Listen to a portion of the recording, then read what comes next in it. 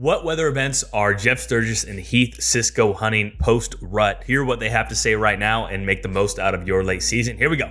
All I can say is pay attention to weather patterns. Not all days are great hunting, even if they are cold. I like changes as the same way any time during the season.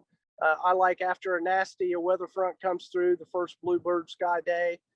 After the weather front, I don't go. You may only get a couple chances at a certain buck in late season, so you got to make the most of it. And you want to be in there when he's moving and not when he's bedded up and not going to move till after dark. So you gotta get a feel for it and just pay attention to the weather. There's one other thing that I personally have a question on, and that's, we've talked about temperature change or drastic weather changes, whether that's wind speed, temperature drops. But what about double-digit increases in temperature when it's really, really cold? So when you have, let's say, lows for 2, 3, 4 days that are maybe around zero or sub-zero, where people always talk about deer hunkering down and only moving to major food sources, and then you have a increase in temperature. Let's say it moves up to 10, 15 degrees above zero.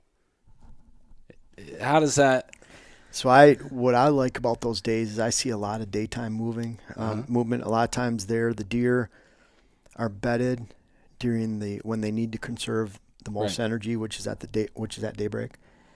So if you can get in close to bedding areas, I love hunting soft snow. Mm-hmm. So if it's been 20s, 15, all of a sudden it's going to be a daytime high of 42 and the snow's going to turn soft, or just the leaves, everything's becoming unfrozen. Getting in close to that bedding area, and this could be in late muzzleloader season, where you're typically not hunting in the morning. But yeah, I love that change, and it still seems, when it's really cold and you have that major temperature drop, and those changes they're putting the feedback on every evening. They're hitting quality food sources. Mm-hmm. But when it warms up, I really like to hunt those middays. Okay. Getting close to a bedding area, a browsing area, maybe an oak flat, near some apples, whatever it might be. And the thought there is that there's going to be a morning movement to feed, whether that's browse or when whatnot. The conditions are good. Right. Yeah. Right. And they're expending less energy then when they're feeding during warmer temperatures than if they're having to move around at daybreak, for example, when it's sub-zero and that's the coldest time of the day.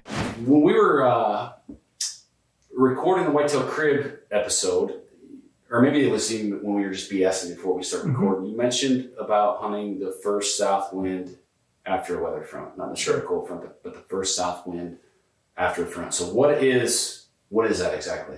So in my opinion, it's a weather change from the norm of what it's been over the last few days. Let's say a weather front comes through. A lot of times they come through from the north, and I like when the weather changes.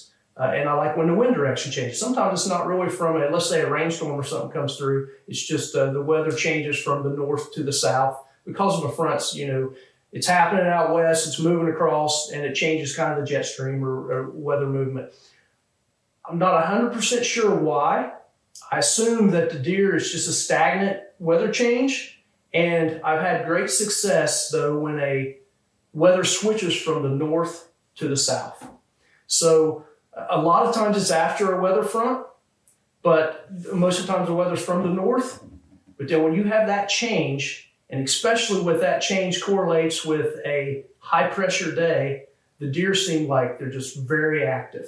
And that's what I found over the years. And it could even be from a south to a north, you know what I mean? A weather change like that. But most of my successes came on a north to a south change. Do you think that's because it's such a drastic change and it's not like from a north to a northwest or like a south to a southeast, and it's just like a 180 degree change from the weather's out of the north and then all of a sudden it's out of the south?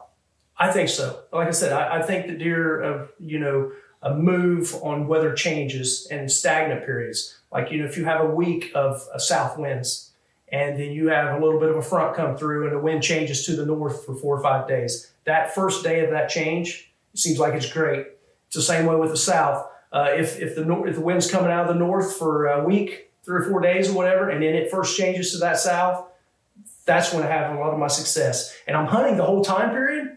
So Going into that, let's say when it is the north, it just seems like it's, if you get it on the first couple days, you have the deer real active, but the farther you go through that, it seems like they become less active. And then when it switches and changes, it seems like, to me, it makes them more active. And why it does, I think they like weather changes. You know, it's just like, I think anything, it's the same with fishing. You know, fishing, if you just got stagnant weather, the fish seems stagnant. But if you get some kind of front, or if you throw in like an overhead or underfoot moon time, and you correlate that with prime deer movement times, it seems like they get more active.